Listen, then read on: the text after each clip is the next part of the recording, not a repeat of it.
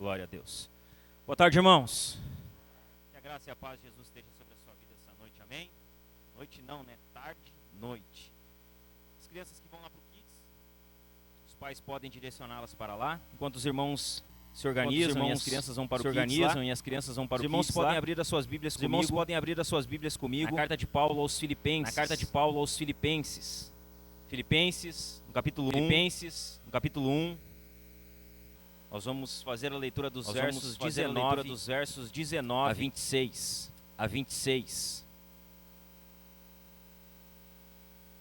Filipenses, no capítulo 1, dos versos 19 a 26.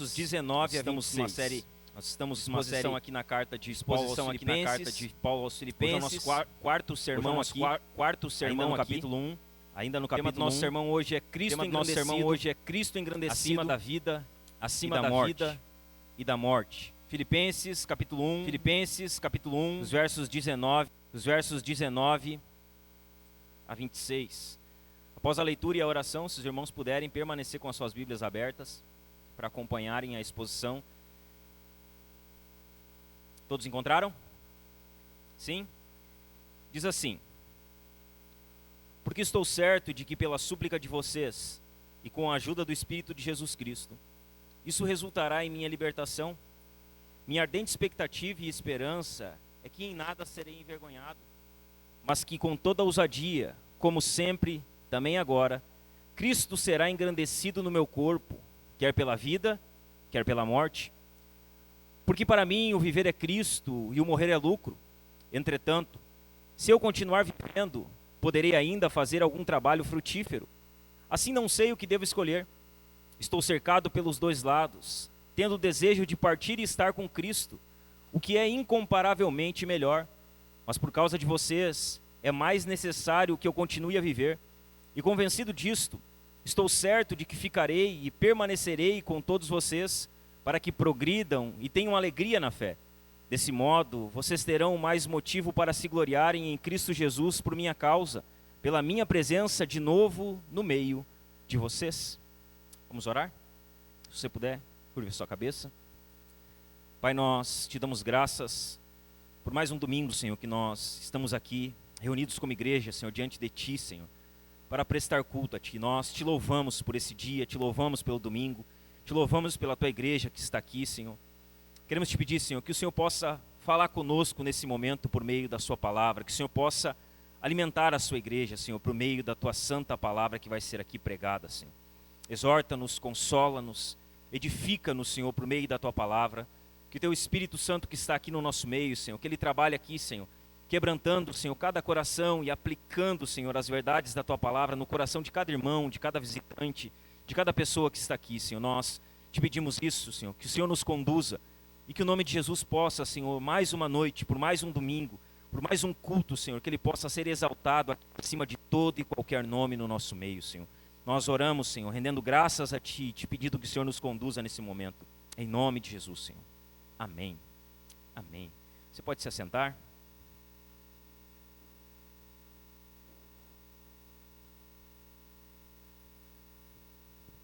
Louvado é o nome do Senhor. Nós vamos então para o nosso quarto sermão. E hoje nós vamos falar um pouquinho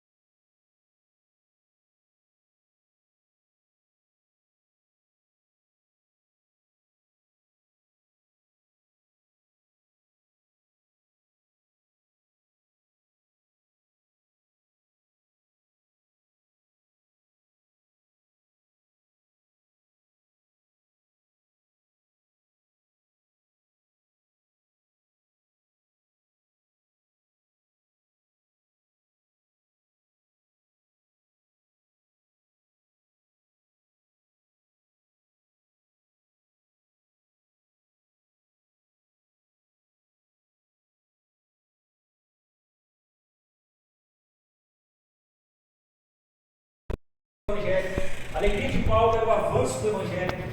Vimos no último ponto que a centralidade da alegria de Paulo era Cristo. Ele estava alegre por causa de Cristo. No verso 18, que foi o último verso da exposição da semana passada, Paulo ele diz assim: mas que importa, uma vez que de uma forma ou de outra Cristo está sendo pregado, seja com fingimento, seja com sinceridade, também com isto me alegro, sim, sempre me alegrarei. Jesus era o centro da alegria de Paulo. O que nós vamos fazer agora é avançar um pouco mais aqui na exposição. Paulo agora, dos versos 19 a 26, ele não vai falar tanto da obra que está acontecendo no entorno dele, daquilo que Deus estava fazendo na volta dele. Paulo agora ele vai falar sobre aquilo que a convicção dele, que ele tinha no Evangelho, que ele tinha em Cristo, estava produzindo dentro do seu coração. Se até aqui nós vimos que Cristo está no centro da proclamação e da alegria, agora nós veremos que Cristo está radicalmente no centro da vida de Paulo. E não só no centro da vida dele, no centro da morte dele. Nós vamos falar hoje basicamente sobre viver uma vida tendo Cristo como centro, que é o centro desse capítulo 1 e que é o centro da carta de Paulo aos Filipenses. Colocar Cristo no centro da vida. Viver uma vida totalmente cristocêntrica. É sobre isso que Paulo fala aqui, sobre Cristo ser o centro da vida dele, não apenas da sua vida, mas também da sua morte. Ele está escrevendo aqui, aguardando o desfecho do seu julgamento. Embora o futuro fosse humanamente incerto para Paulo, ele mantinha sua fé inabalável. Ele não sabia se seria condenado, não sabia se seria morto, não sabia o que aconteceria no outro dia, mas nada disso influenciava a fé de Paulo. A sua fé se mantinha inabalável. É exatamente nesse cenário de vulnerabilidade que ele faz uma das declarações mais profundas de toda a Escritura, revelando o princípio absoluto que governa a sua existência. Aqui talvez está uma das citações de Paulo, dos Evangelhos e da própria Escritura mais poderosas, que se encontra lá no verso 21, onde Paulo diz que para ele viver é Cristo e morrer é lucro. É dentro desse contexto, dentro de uma prisão, com o seu futuro incerto, que Paulo diz essas palavras. Que a vida dele era inteiramente Cristo e que a morte para ele era lucro.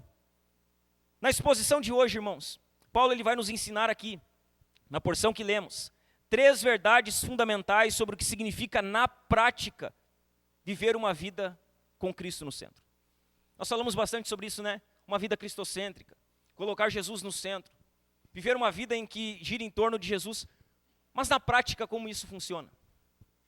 O que significa na prática viver uma vida com Cristo no centro? Como isso se aplica às nossas vidas? Paulo nos mostra. Ele nos ensina 3 verdades fundamentais sobre o que significa na prática viver com Cristo no centro da vida. Viver com Cristo no centro da vida significa, em primeiro lugar, e essa é a primeira verdade que Paulo nos ensina no texto, significa que Cristo deve ser honrado em todas as circunstâncias. O que é viver uma vida com Cristo no centro? É viver uma vida em que Cristo ele é honrado em todas as circunstâncias. Veja bem, em todas elas, não em algumas, em todas elas.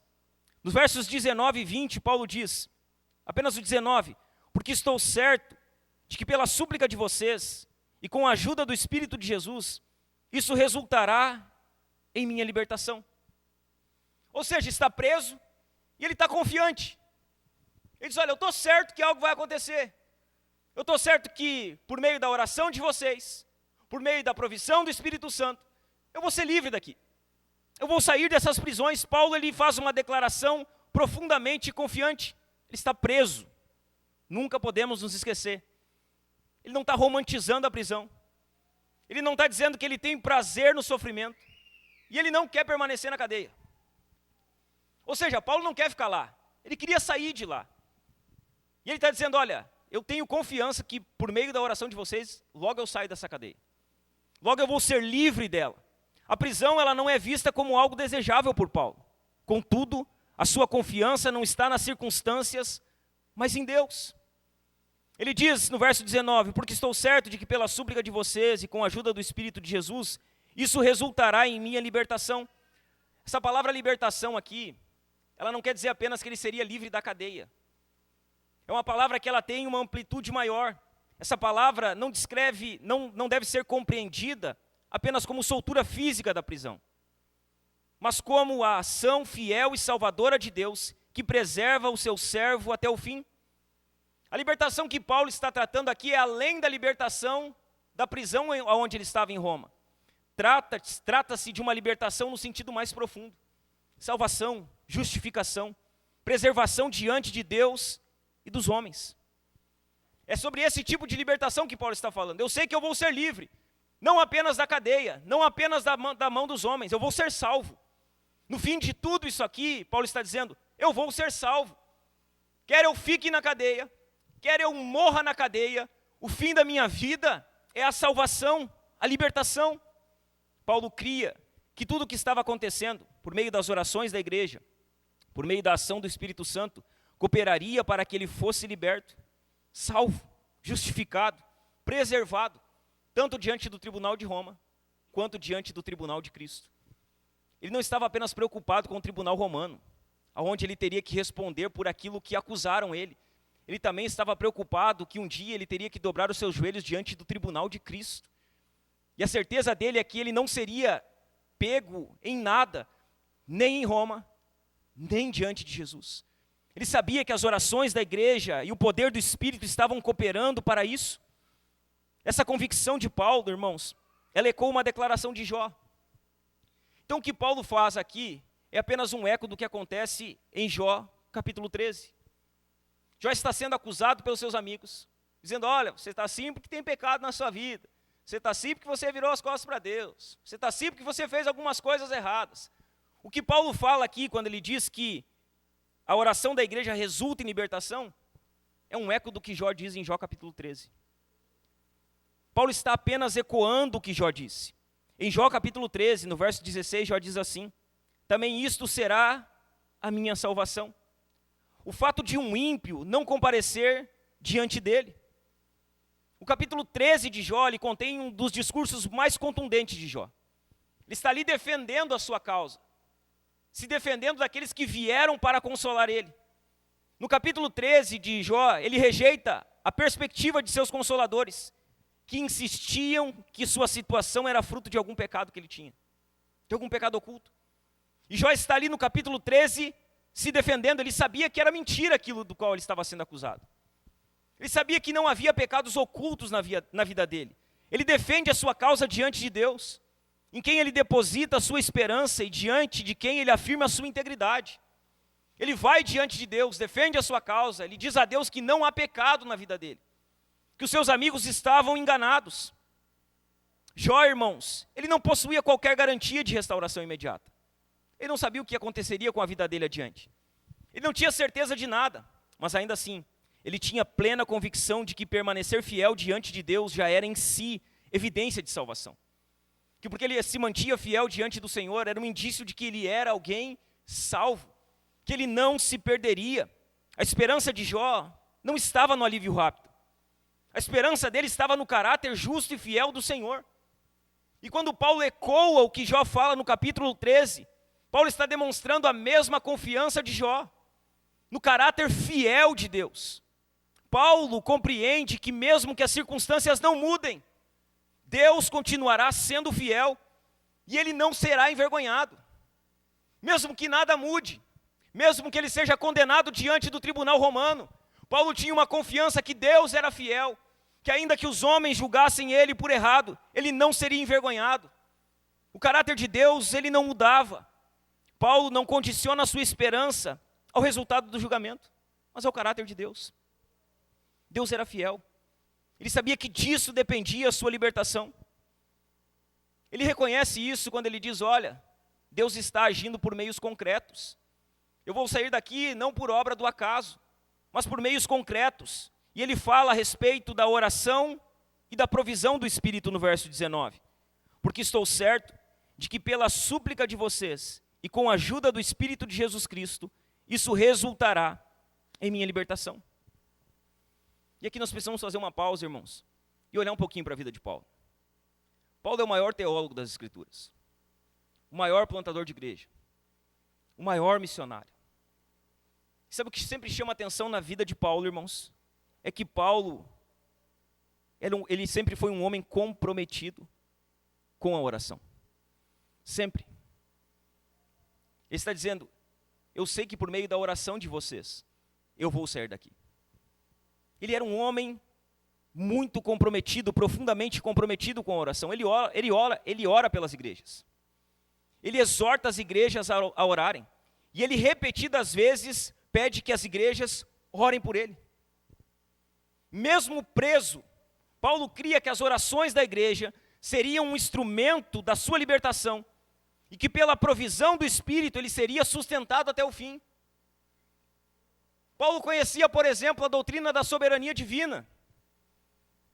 E Paulo ele poderia estar sentado na cela onde ele estava e dizendo, eu sei que Deus é soberano e que uma hora Ele vai me tirar daqui. Só que ele não faz isso. Ele escreve à igreja dizendo, orem por mim.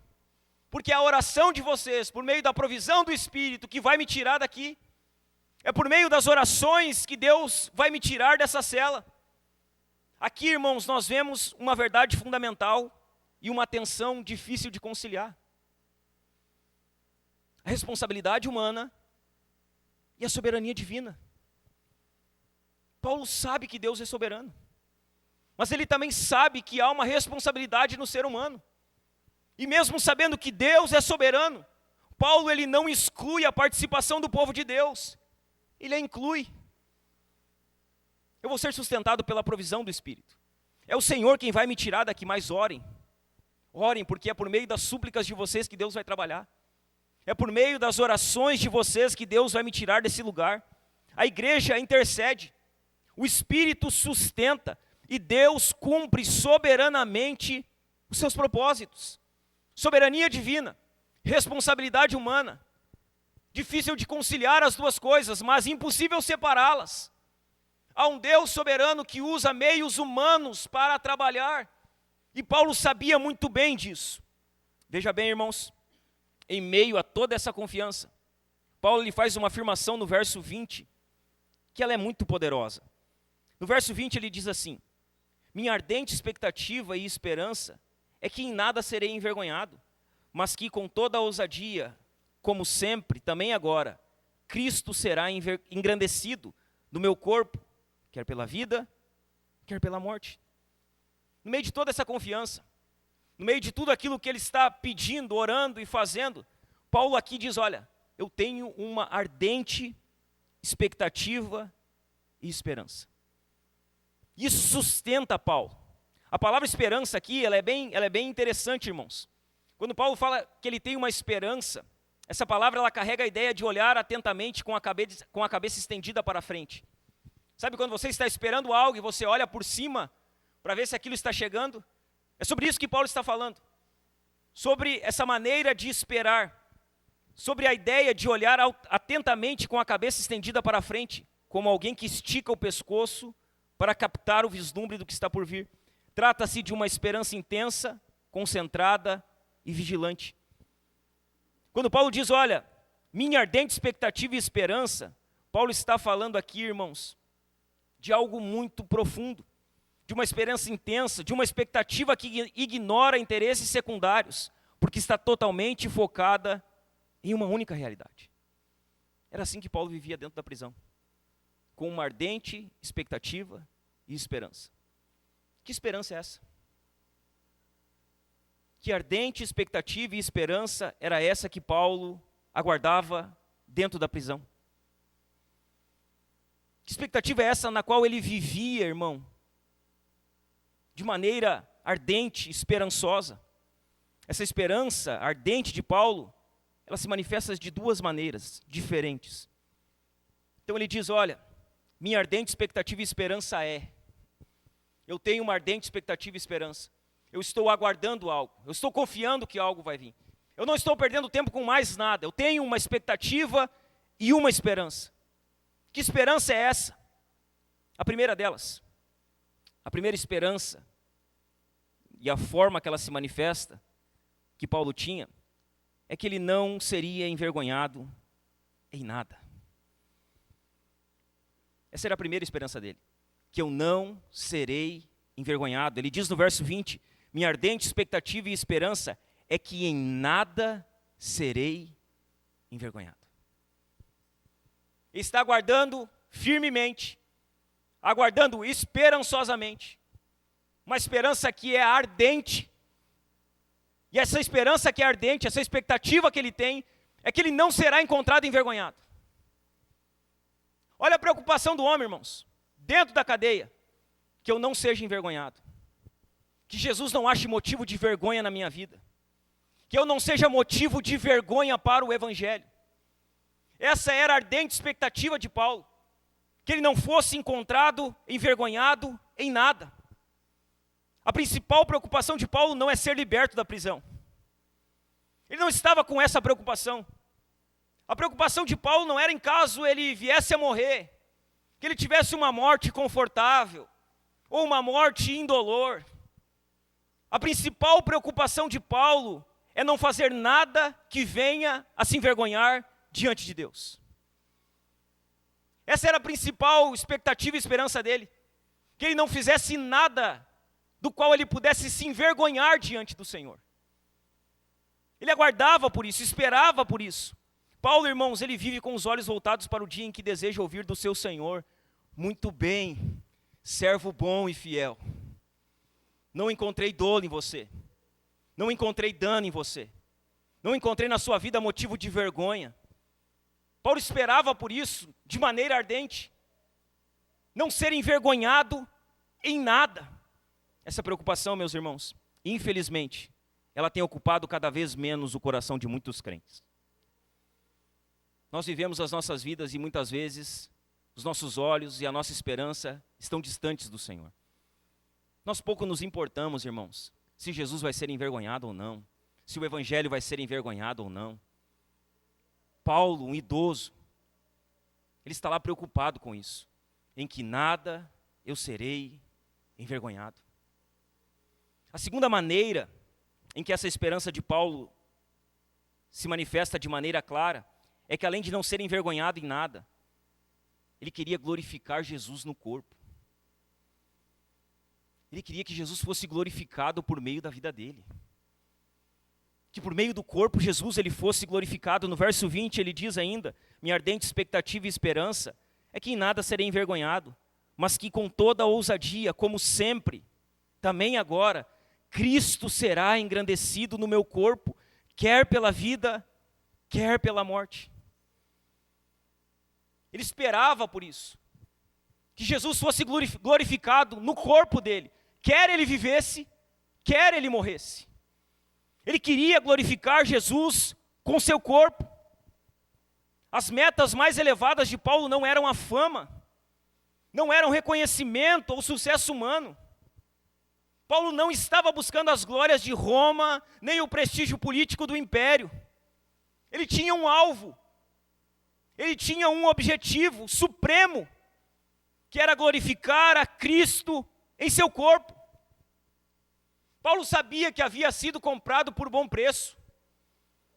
Ele sabia que não foi ouro e nem prata, mas o sangue de Jesus que foi derramado para que ele fosse salvo. Paulo tinha certeza e a clareza dessas coisas, que Jesus havia pago um alto preço por ele, e por isso, a sua vida agora tinha um único propósito: glorificar a Cristo. Ele queria glorificar a Cristo. Era o alvo supremo de Paulo. Eu quero glorificar a Jesus. Quer eu esteja vivo, quer eu esteja morto. Eu quero engrandecer Jesus no meu corpo, quer eu viva, quer eu morra. O meu alvo é a glória de Cristo. Ele desejava ardentemente glorificar a Cristo de duas maneiras. Quer pela vida. Jesus será engrandecido no meu corpo, quer pela vida. Mesmo já idoso, trazendo em seu corpo as marcas de Cristo, tendo passado por açoites, prisões e escassez. Paulo, irmãos, ele desejava continuar glorificando a Cristo por meio da vida que ele vivia. Ele já tinha passado por tudo. Ele é um idoso dentro de uma prisão. Sabe o que ele quer? Ele quer glorificar a Cristo com o modo que ele vive. Esse é o fim último da existência humana. Viver para a glória de Deus. Esse é o nosso maior propósito de vida. Foi para isso que nós somos criados. Foi para isso que nós somos salvos. Para que Jesus seja engrandecido, glorificado, honrado pela vida que vivemos. Esse era o alvo supremo da vida de Paulo, que Cristo fosse glorificado. Nossa vida é vazia se Cristo não for glorificado em nosso corpo pelo modo que vivemos. É vazia. Se você não pensa em glorificar a Jesus pelo modo que você vive, você está vivendo uma vida vazia. Uma vida de vaidade. A palavra vaidade, ela significa bolha de sabão. Estoura. Não serve para nada. Se não estamos vivendo para a glória de Cristo, é vaidade. É perda de tempo. É algo vazio, meus irmãos. Nosso corpo é a habitação de Deus. Ele pertence a Cristo e deve glorificar a Cristo. Paulo queria glorificar a Jesus, quer pela vida, quer pela morte. Cristo será engrandecido no meu corpo, quer pela vida, quer pela morte. Paulo também deseja glorificar a Jesus com a sua morte, assim como ele glorificou com a sua vida. Não importa se ele vive ou morre, o que importa é que Deus seja glorificado. Quer eu viva, quer eu morra. A única coisa que eu penso é que Jesus deve ser glorificado. Era isso que Paulo pensava. Meus irmãos, não basta viver bem, é necessário morrer bem. Está cheio de gente vivendo bem, humanamente falando, materialmente falando, externamente falando. Não adianta viver bem, tem que morrer bem. Melhor é o fim das coisas do que o início delas. Não adianta viver uma vida boa aqui, irmãos, e morrer mal. Não adianta viver bem, não basta viver bem, é necessário morrer bem. E não morre bem quem não vive para a glória de Cristo. Não morre bem. Se nós não estamos vivendo a nossa vida para a glória de Cristo, nós estamos caminhando para algo que talvez está longe dos nossos olhos. Se não vivemos para a glória dele, há uma grande possibilidade de que vamos morrer mal. Se Cristo não é o centro da nossa vida, se Cristo não é o alvo da nossa vida, se glorificar a ele não é o alvo da nossa vida, irmãos, talvez nós vamos morrer mal. Talvez nós vamos morrer mal, irmãos. Veja bem, não pode ter a morte de um justo quem viveu como um ímpio. Não pode. Quem vive como ímpio vai morrer como ímpio. Não ache, irmãos, que as pessoas vão viver a vida inteira como ímpios e que por obra do acaso um dia elas vão para a eternidade. Não basta. Não pode morrer, não pode ter a morte de um justo quem viveu como um ímpio. Não pode glorificar a Cristo na morte quem não o glorificou em vida. Não pode. Esqueça que vamos viver uma vida longe de Deus a vida inteira e que vamos estar com Cristo na glória no final das coisas. Ah, mas o pastor prega que salvo uma vez, salvo para sempre. Eu prego que salvo uma vez, salvo para sempre. Só que aqueles que foram salvos uma vez por Cristo, eles não vivem de qualquer maneira. O alvo das suas vidas é a glória de Cristo. E porque o alvo das suas vidas é a glória de Cristo, eles vão estar com Cristo na eternidade.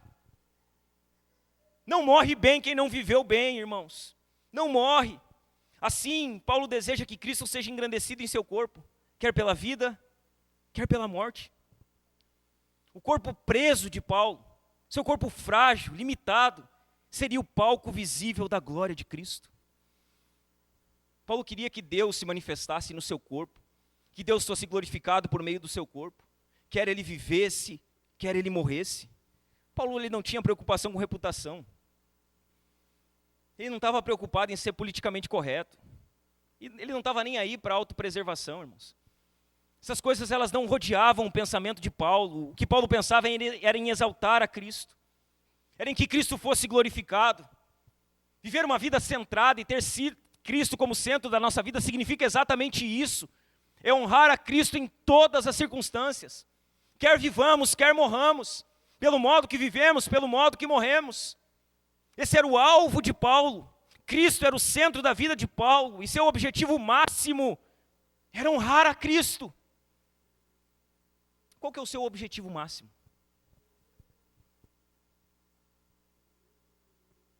Qual o seu objetivo máximo? O de Paulo era honrar a Cristo. Mas qual que é o seu objetivo máximo? Qual é o maior propósito que você tem para a sua vida? Que você estabeleceu? Cristo era o centro da vida de Paulo.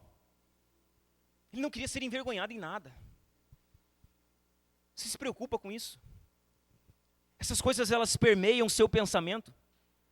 Você tem se preocupado em não ter do que se envergonhar diante de Deus? Isso preocupa você? Essas coisas ferem a sua consciência? O Espírito tem inquietado você? Mostrado para você? Essas preocupações, elas permeiam o seu pensamento. Você tem se preocupado em não ter do que se envergonhar diante de Deus? Esse é um alvo da sua vida? Você tem isso como alvo? Não quero ser envergonhado diante de Deus. Não quero ter do que me envergonhar diante do Senhor. Você tem isso como alvo da sua vida? Você pensa nisso? Você vive em torno disso? Ou você pensa que o que importa é o aqui e agora? É o hoje. Vamos viver agora, vamos aproveitar agora. Amanhã eu me arrependo.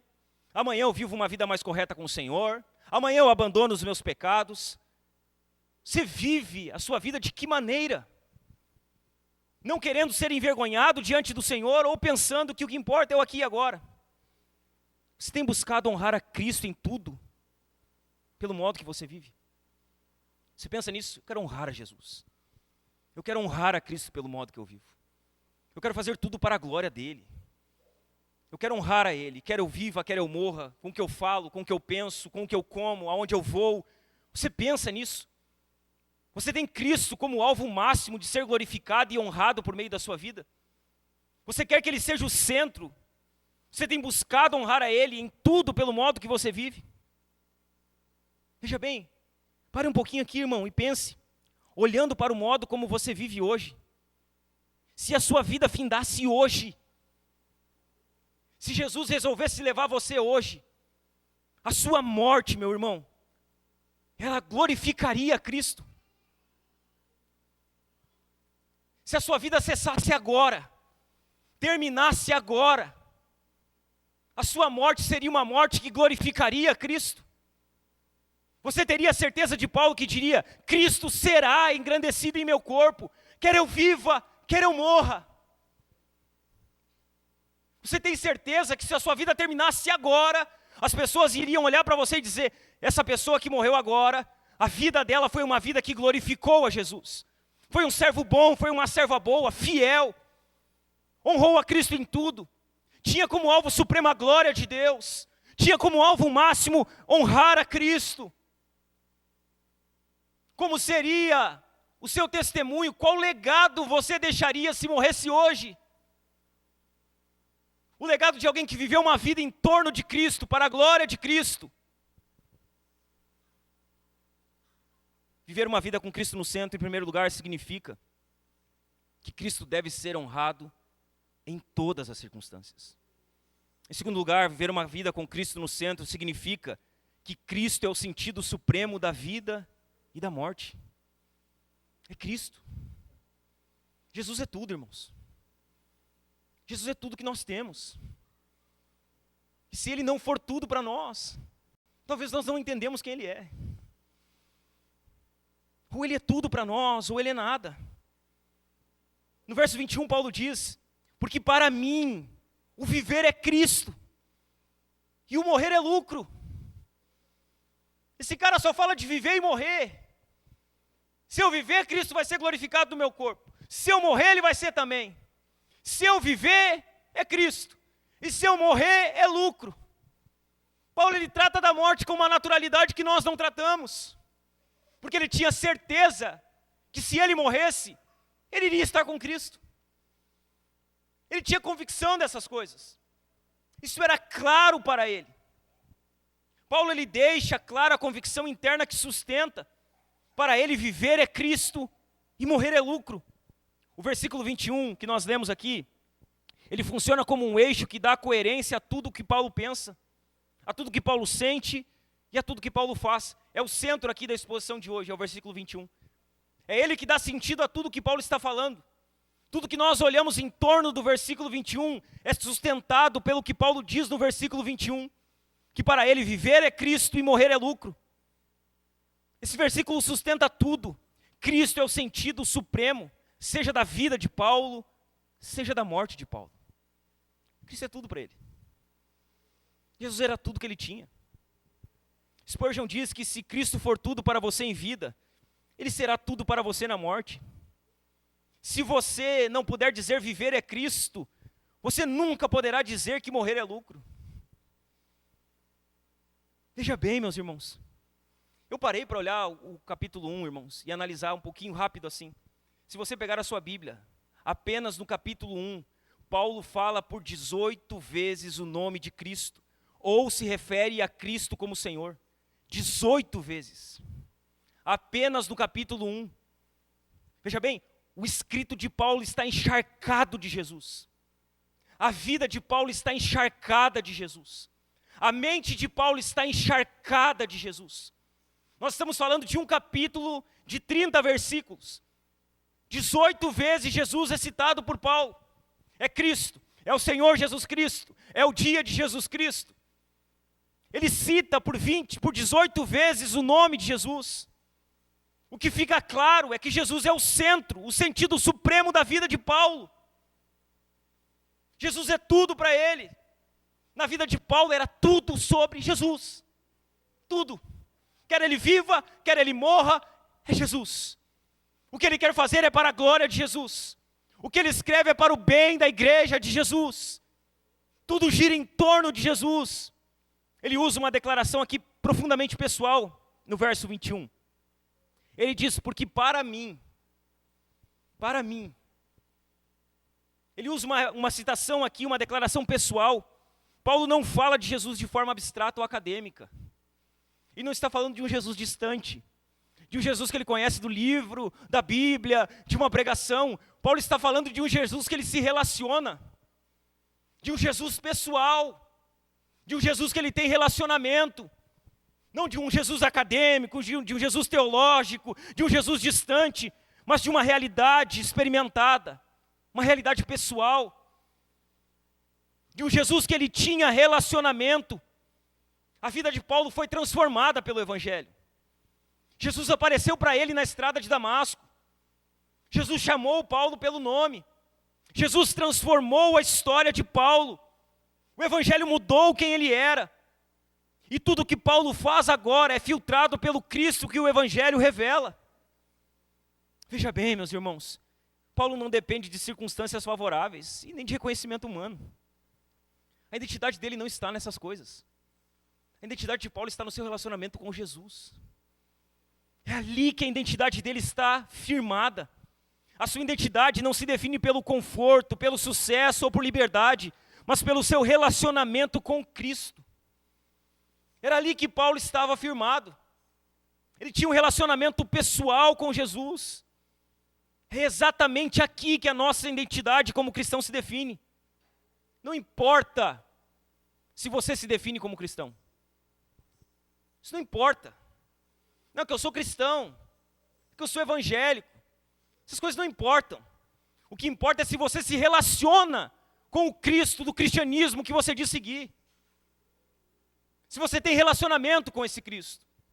Por meio da oração, por meio das escrituras, por meio da adoração, por meio do relacionamento pessoal. É isso que importa. Não se nós temos uma nomenclatura, olha, eu sou cristão, eu sou evangélico. Você se relaciona com Jesus. É ali que a identidade é firmada. Você tem um relacionamento com Ele, você busca Ele. Ele é importante para você. Para Paulo, viver era Cristo.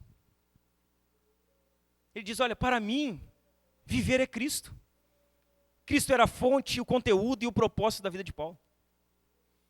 Observe que Paulo ali não diz que apenas vivo para Cristo. Não, ele diz que o viver dele é Cristo. Que toda a sua vida gira em torno de Cristo, não dele mesmo. Ele faz uma declaração semelhante em Gálatas, no capítulo 2, no verso 19. Gálatas 2, 19. Paulo ele diz assim: porque eu, mediante a própria lei, morri para a lei, a fim de viver para Deus. Estou crucificado com Cristo, logo já não sou eu quem vive, mas Cristo vive em mim. E esse viver que agora tenho na carne, vivo pela fé no Filho de Deus, que me amou e se entregou por mim. Ele faz uma declaração semelhante em Gálatas, dizendo, eu estou crucificado com Cristo. Não sou eu quem vivo, Cristo que vive em mim. O viver é Cristo. Cristo permeava toda a vida de Paulo. Para Paulo, viver é Cristo, mas para aqueles que não creem em Deus, a vida sobre a terra é tudo que existe. Para quem não crê em Jesus, irmãos, tudo que existe é o aqui. Eles vivem a vida como se não houvesse amanhã. Eles mandam embora o que não faz bem. Eles vivem assim. Viva a sua vida como se não houvesse amanhã. Só que há amanhã. Seja aqui, seja na eternidade. Há um amanhã. O humanismo reduz a vida ao aqui e agora. Aproveite. Desfrute. Se você morrer hoje, você não vai levar nada. Aproveite, se alegre. Sua vida pode acabar amanhã e você não vai ter desfrutado de nada. Isso é muito legal. Só que vai dar em algo. A nossa vida não termina aqui. Para aqueles que não creem em Deus, é natural essas coisas. E exatamente por isso é natural para eles lutarem desesperadamente pelos valores deste mundo.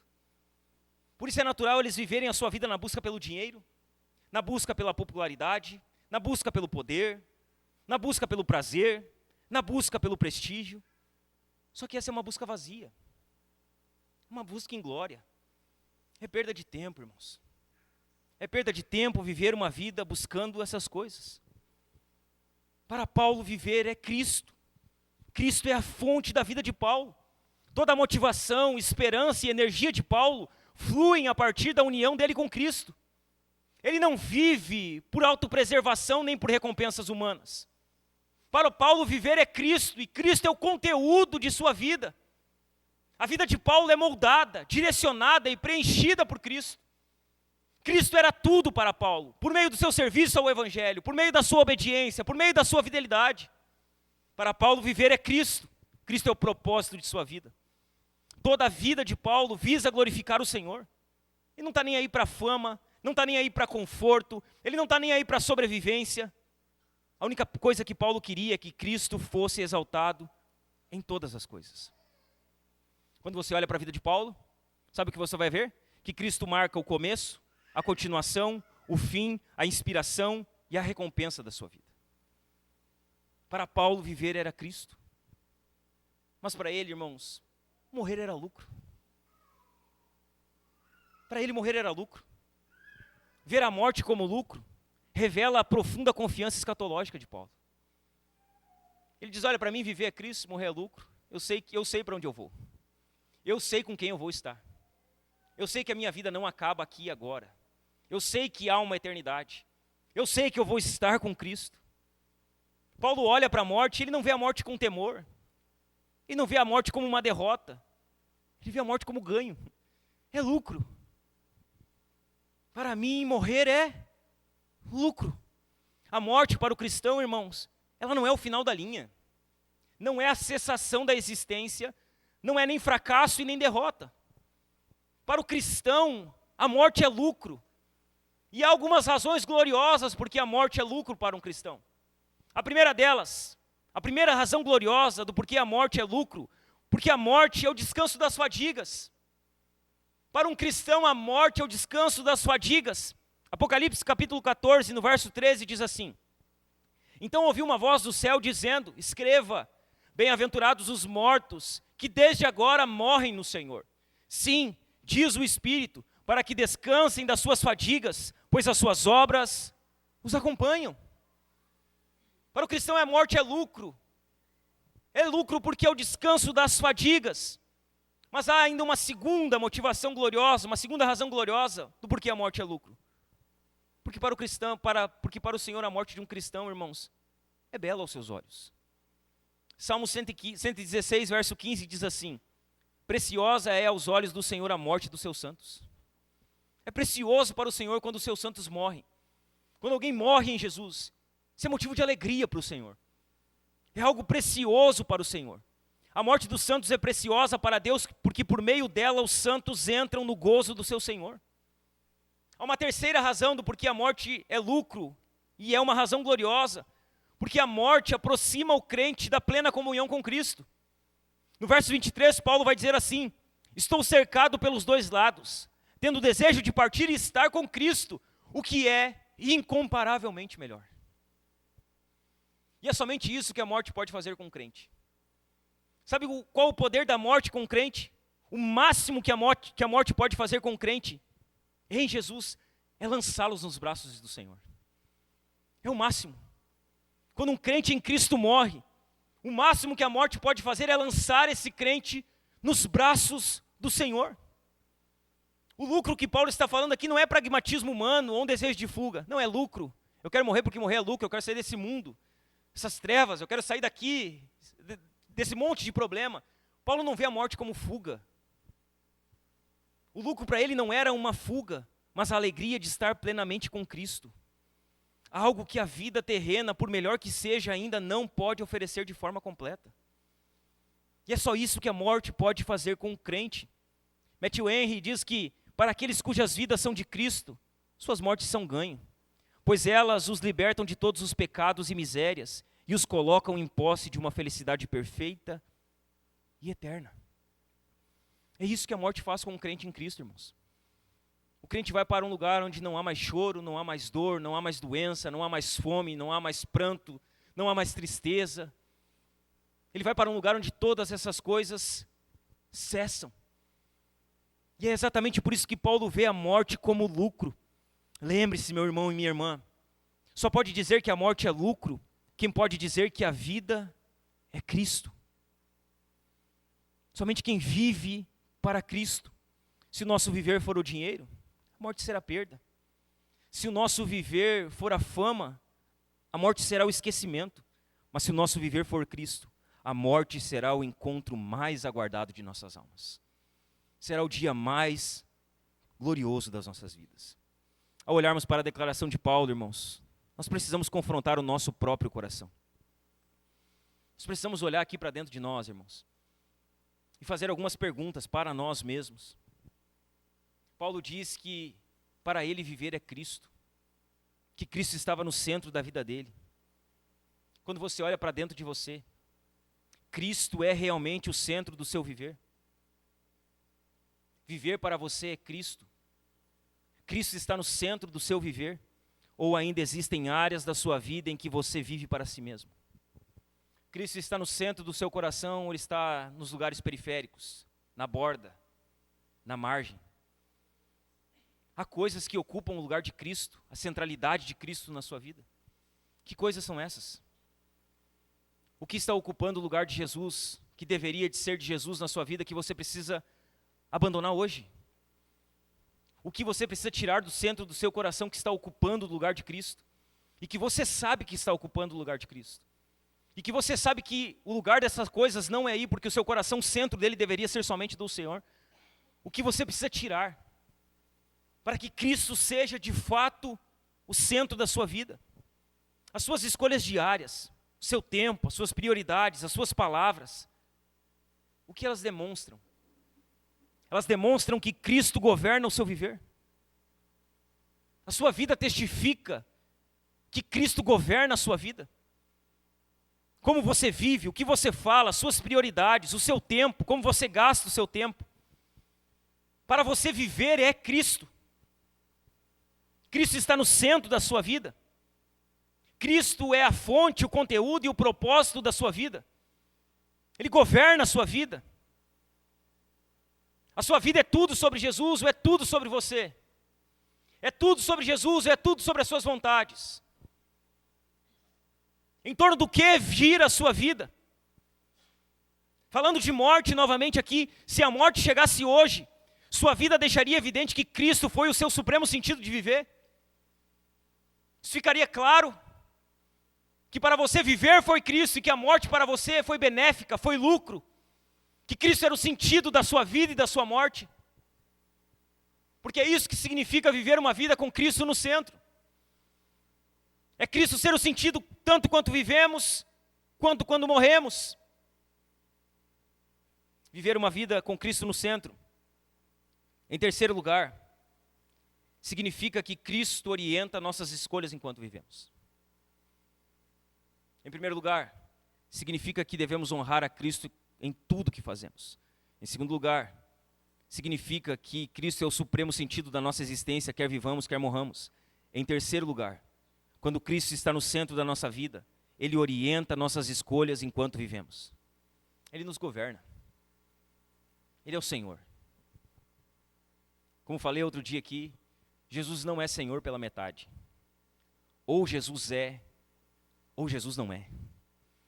Não é que Jesus é Senhor de algumas áreas da minha vida, então Ele não é o Senhor da sua vida. Você ainda é. Você ainda governa. Você ainda decide o que é melhor para você. Você ainda não está debaixo do senhorio de Cristo. Ou Jesus nos governa por completo, irmãos, ou somos nós que governamos as nossas vidas. Paulo reconhece que enquanto permanecer vivo, sua existência ainda é útil e necessária para a igreja. Ele diz, olha, porque para mim o viver é Cristo e o morrer é lucro. Aí no verso 22, olha o que Paulo vai dizer. Entretanto, se eu continuar vivendo, poderei ainda fazer algum trabalho frutífero. Olha, morrer é lucro, mas se eu continuar vivendo, ainda há algo que eu possa fazer que frutifique para o bem da igreja, que frutifique para o bem do evangelho, que frutifique para o bem de Jesus. Ele poderia desejar apenas a morte para estar com Cristo. Quero morrer, eu quero sair desse mundo, eu quero voltar para a casa do Pai. Ele poderia pensar assim. Só que Paulo não pensa dessa maneira, irmãos. A sua centralidade no Senhor produz decisões motivadas pelo amor e pelo serviço, e não pelos seus desejos. Para que você entenda aqui, nós vamos falar bastante disso nesse ponto, Paulo não era governado pelos seus desejos, ele era governado por Cristo. Nós vamos ver que ele vai estar no meio do caminho, duvidoso, se era bom morrer ou se era bom viver. Ele vai dizer que é incomparavelmente estar com Cristo. Só que ele diz no verso 22, se eu permanecer aqui, eu posso frutificar ainda. Ainda há algo que eu possa fazer. O que eu quero? Estar com Cristo. Mas eu não sou governado pelo que eu quero. Eu sou governado por Cristo. E ficar aqui vai ser mais benéfico para a obra de Cristo. Cristo orientava as decisões de Paulo. Calvino diz que a vida do crente não é senão uma contínua prontidão para morrer. Ele está sempre pronto para morrer. E essa é a vida do crente. Ele não tem medo da morte. Só que Calvino continua dizendo, no entanto, a vida do crente também é uma disposição constante para viver o tempo que o Senhor desejar. Essa dubiedade, irmãos. Existe uma tensão profunda entre os versos 22 e 23. No verso 22, Paulo diz, entretanto, se eu continuar vivendo, poderei ainda fazer algum trabalho frutífero. Assim não sei o que devo escolher. Eu estou em dúvida. Aí no verso 23 ele diz, estou cercado pelos dois lados, tendo o desejo de partir e estar com Cristo, o que é incomparavelmente melhor. Paulo está pressionado de dois lados. Existe uma tensão profunda aqui nesses versículos que nós também enfrentamos. Nós temos algumas certezas, irmãos. A nossa pátria não é daqui, ela está nos céus. Os nossos nomes estão escritos no livro da vida. Para nós, a morte é lucro. Só que, no entanto, meus irmãos, nós ainda temos um trabalho a realizar aqui. Nós ainda temos uma obra a ser feita aqui. Nós ainda temos algo que pode ser frutífero aqui. Nós ainda podemos fazer algum trabalho frutífero. Paulo está pressionado de dois lados. De um lado ele deseja partir, e ele sabe que é melhor estar com o Senhor. Mas de outro lado ele sabe que há uma responsabilidade sobre os seus ombros, que ele ainda pode dar frutos. No verso 23, quando Paulo diz, estou cercado pelos dois lados, tendo o desejo de partir, essa palavra partir aqui, irmãos, ela carrega um significado triplo. Quando Paulo diz que ele deseja partir, a palavra partir ela carrega um significado triplo. O primeiro significado é um significado militar. Quando Paulo diz que ele deseja partir, o desejo de partir aqui é de desarmar a tenda, encerrando uma existência terrena e temporária. É recolher o acampamento, desarmar as tendas, acabou a batalha. Agora eu vou para onde eu devo ir, para o meu caminho, o caminho ao qual o Senhor me chamou. A segunda palavra que Paulo usa aqui é de um peregrino, que é partir aqui significa o desejo de levantar acampamento, preparando-se para a etapa final da jornada. E a terceira palavra que Paulo usa para partir aqui, o terceiro significado da palavra partir é um significado náutico, que é o desejo de soltar as amarras de um navio. Ou seja, o navio está amarrado no cais, partir significa solte as cordas. e deixe que o navio ele siga o seu rumo. Assim como o navio só cumpre o seu propósito ao deixar o cais, Paulo entende que a morte é o momento de finalmente navegar rumo ao destino para o qual ele foi criado. Só que preste atenção, ele diz no verso 23, estou cercado pelos dois lados, tendo o desejo de partir e estar com Cristo. Ele diz que partir é estar com Cristo. Paulo sabia que no exato momento em que sua alma partisse dessa vida terrena, ele estaria imediatamente com Cristo. Partir era estar com Cristo, imediatamente com Cristo. Ele não diz que a morte é partir para o purgatório. Ele não diz, olha, eu desejo partir, passar no purgatório, ficar algum tempo, até que os meus pecados de alguma maneira venham a ser redimidos, para que depois eu vá para a eternidade. Não, ele diz que partiria para estar com Cristo. A morte não era ir para o purgatório. A morte não era ir para o túmulo. A morte não era partir para sucessivas reencarnações. A morte era partir para estar com Cristo. Paulo não diz que ele deixaria de existir até o dia da ressurreição. Paulo ele não diz que ele cairia num sono profundo, que é o que a maioria das pessoas pensam, né?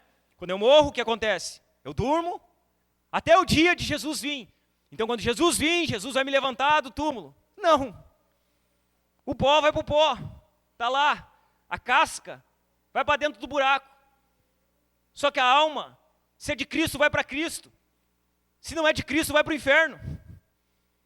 É isso que Paulo está dizendo. Eu desejo partir para estar com Cristo. Se eu morrer agora, eu não vou dormir no túmulo. Eu não vou aguardar Jesus vir para que daí eu me encontre com Ele. O que acontecerá na segunda vinda será a união do corpo glorificado com a alma que já está no céu com Cristo. É isso que Paulo está dizendo. A morte é estar com Cristo. O que Jesus diz para o ladrão na cruz? Ainda hoje estarás comigo no paraíso. Não disse que ele dormiria, não disse que ele iria para o purgatório, não disse que ele seria uma alma penada que ficaria reencarnando.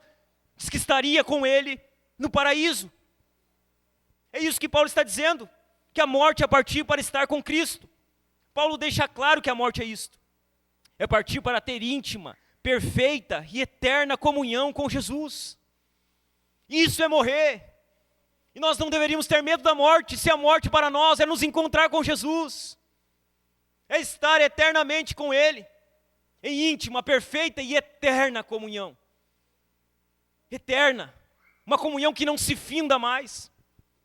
Quando Paulo fala da morte no verso 23, ele diz, estou cercado pelos dois lados, tendo o desejo de partir e estar com Cristo, o que é incomparavelmente melhor.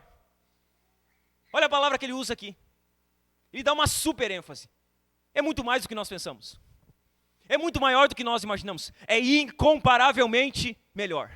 É incomparavelmente melhor estar com Cristo. O céu é melhor.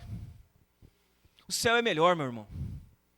O céu é melhor, minha irmã. A glorificação é melhor. Estar com Jesus é melhor. Ver o Jesus glorificado é muito melhor. Desfrutar de sua companhia eternamente é o ápice da nossa esperança. É incomparavelmente melhor. Nada nessa terra se compara a estar com Cristo eternamente. O céu é muito melhor. Spurgeon diz que o céu é o descanso dos santos, mas o Cristo é o descanso do céu. O céu é o descanso dos santos, mas o Cristo é o descanso dos céus. Mesmo carregando esse desejo dentro de si, mesmo dizendo que o céu é muito melhor, Paulo também percebe, irmãos, que a vida terrena ainda é uma oportunidade de servir, de produzir frutos, de fazer com que o reino avance. Ele diz, olha, é incomparavelmente melhor estar com Jesus. Só que daí no verso 24, olha o que ele diz no verso 24. Olha o que ele diz no verso 24. Mas por causa de vocês, o céu é melhor. É incomparavelmente melhor estar no céu.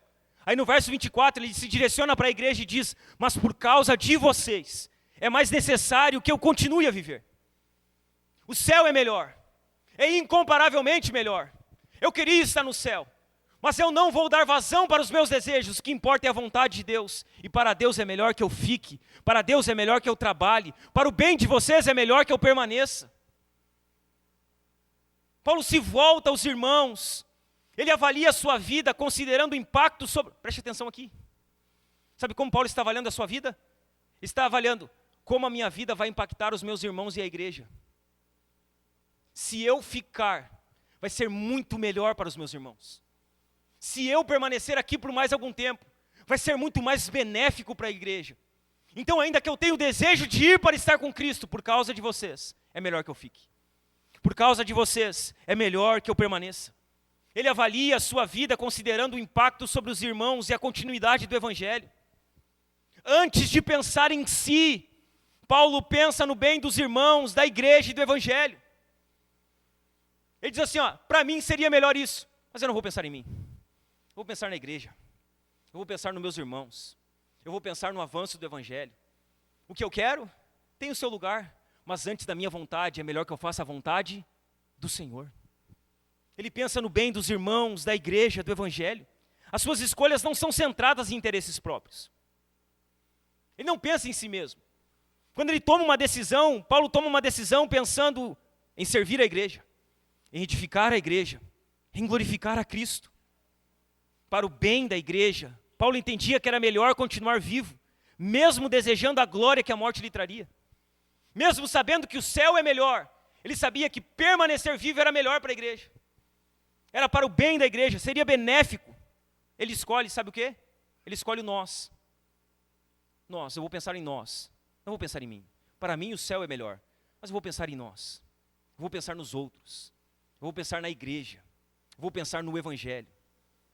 Os meus desejos, eu deixo eles em segundo plano, para o bem da igreja, para o bem dos irmãos e para o bem do evangelho.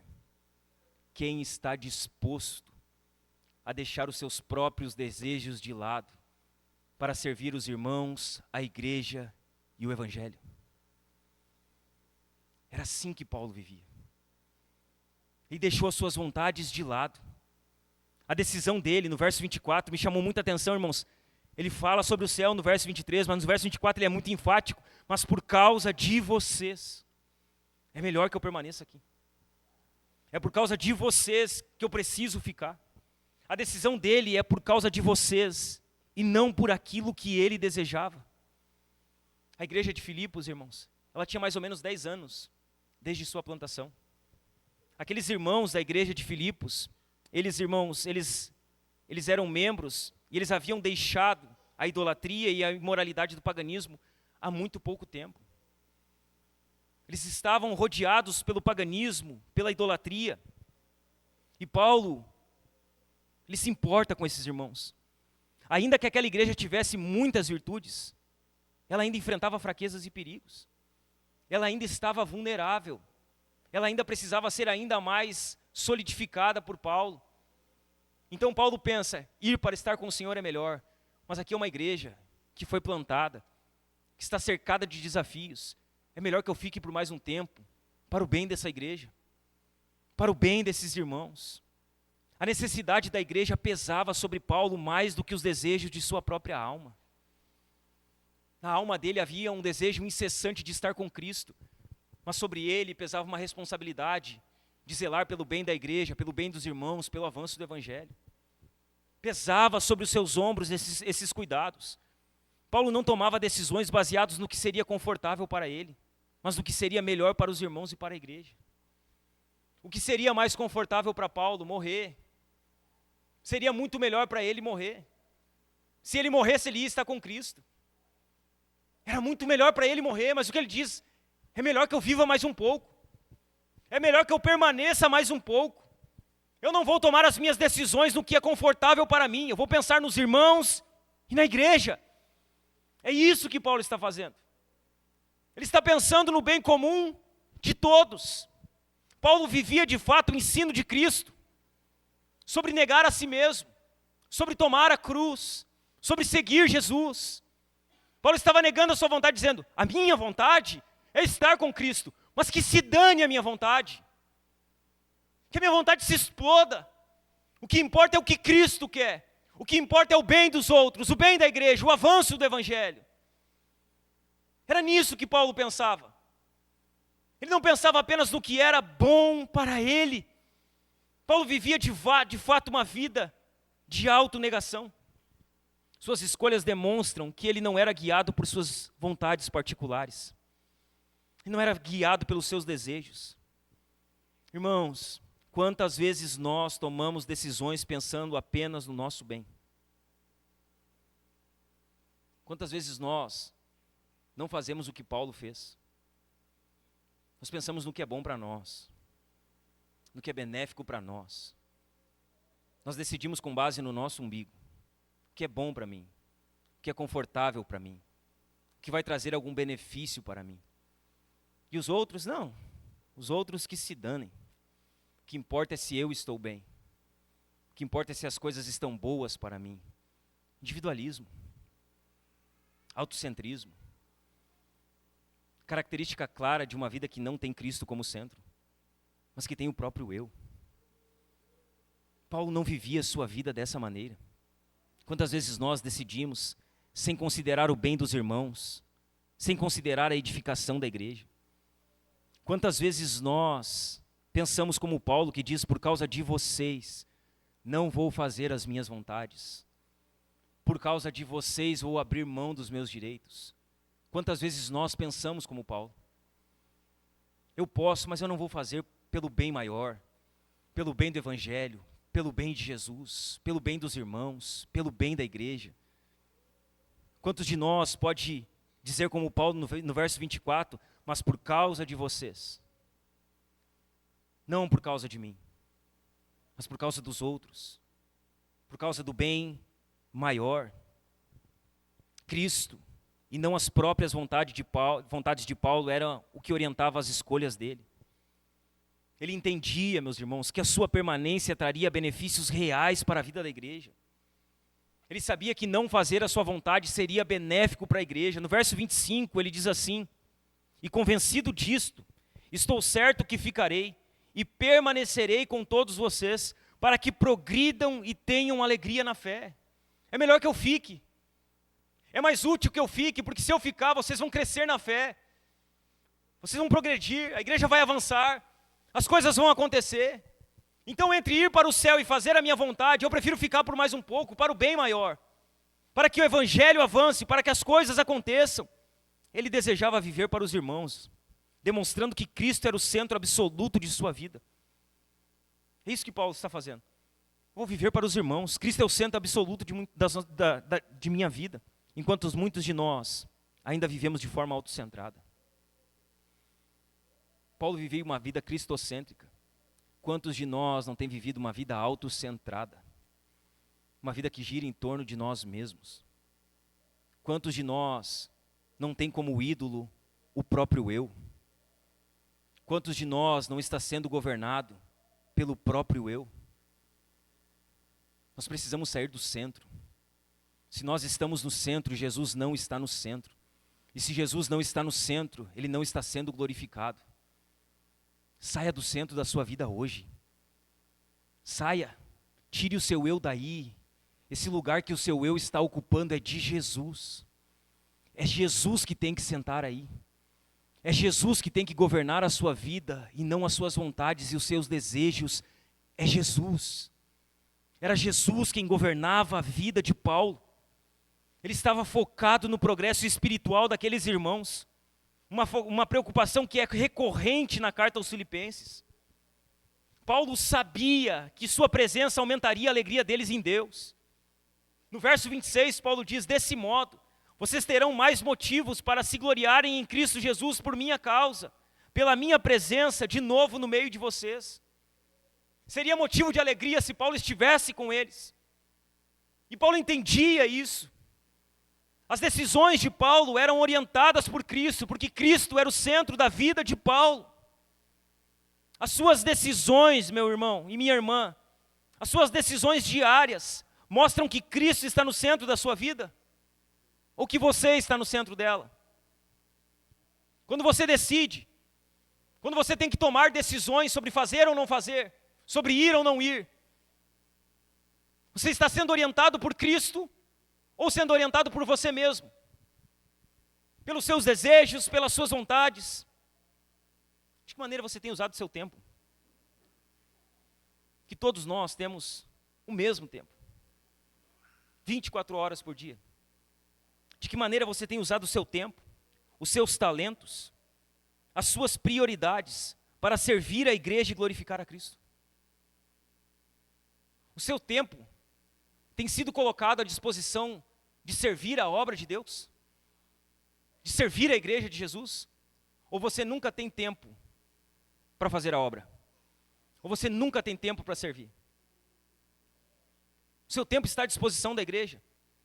Seus talentos, os dons que Deus deu para você, as capacidades que Deus colocou na sua vida, você tem usado os seus talentos para o bem da igreja? Para glorificar a Jesus? Os seus recursos, você tem usado os seus recursos para glorificar a Deus? As suas prioridades, o que é prioridade na sua vida? Qual lugar a igreja ocupa? A igreja ocupa um lugar importante na sua vida? Ela ocupa um lugar de destaque, de primazia? Ou a igreja está no final da fila de 10 coisas que você tem para fazer? Não, tem uma lista de 10 prioridades. Aonde está a igreja? A igreja está na 10ª. Se der, eu faço. Qual lugar de prioridade a igreja ocupa na sua vida? Como você tem usado os seus dons, os seus talentos, os seus recursos, o seu tempo para a edificação da igreja? Você tem sacrificado, irmão, os seus interesses pessoais para beneficiar a obra de Deus e o próximo? Se sacrifica para o bem da igreja? Para o bem dos irmãos? Para o avanço do evangelho? Você tem sacrificado as suas vontades? O que você precisa abandonar hoje para que a sua vida seja uma vida frutífera? Paulo está preso e ele sabe o que ele queria? Ele queria dar fruto. O que você precisa abandonar para ser frutífero no evangelho? O que você precisa deixar de lado? Quais práticas você precisa abandonar? O que você precisa reorganizar na sua vida para que você seja alguém frutífero no evangelho para a glória de Deus? Essas preocupações estão na sua mente. Eu preciso dar fruto. Eu preciso frutificar. Paulo está lá preso e no verso 22 ele está dizendo: entretanto, se eu continuar vivendo, poderei ainda fazer algum trabalho frutífero. Ele está preocupado em dar fruto. Você se preocupa com isso, irmão? Em ser alguém frutífero? O que você precisa abandonar para produzir frutos espirituais consistentes? Falando sobre a morte novamente, se a morte chegasse hoje, a sua vida deixaria evidente que Cristo foi o seu sentido supremo e o centro da sua vida? Se a morte chegasse hoje, a sua vida apontaria para alguém que viveu uma vida orientada por Cristo, dirigida pela vontade de Cristo? Ou a sua vida testificaria de alguém que viveu uma vida orientada pelas próprias vontades? Alguém que viveu bem, mas que morreu mal? É isso que significa ter uma vida com Cristo no centro. É honrar Ele em todas as circunstâncias. É ter Ele como sentido supremo na vida e na morte. É ter Ele como aquele que orienta todas as nossas decisões enquanto vivemos. Paulo nos ensina que Cristo deve ser o centro de tudo, quer vivamos, quer morramos. Portanto, e aqui eu deixo algumas lições práticas. Cristo deve ser o centro de tudo, quer vivamos, quer morramos. Portanto, em primeiro lugar, busque honrar a Cristo em tudo que você faz. Busque honrar a Jesus. Tenha na sua visão: eu preciso honrar a Cristo. Tenha na sua mente: eu preciso honrar a Cristo. E busque honrar a Cristo em tudo que você fizer. Ao enfrentar dificuldades ou ter que tomar decisões difíceis, busque sempre em primeiro lugar honrar a Cristo. Ainda que honrar a Cristo seja danoso para você, honre a Ele. Ainda que honrar a Cristo seja algo prejudicial para você, escolha honrar a Ele. Busque honrar a Ele. Tenha na sua mente que Cristo deve ser honrado pela sua vida. Viva de tal maneira que você não tenha do que se envergonhar diante do Senhor. Viva dessa maneira. Eu não quero ser envergonhado diante do Senhor.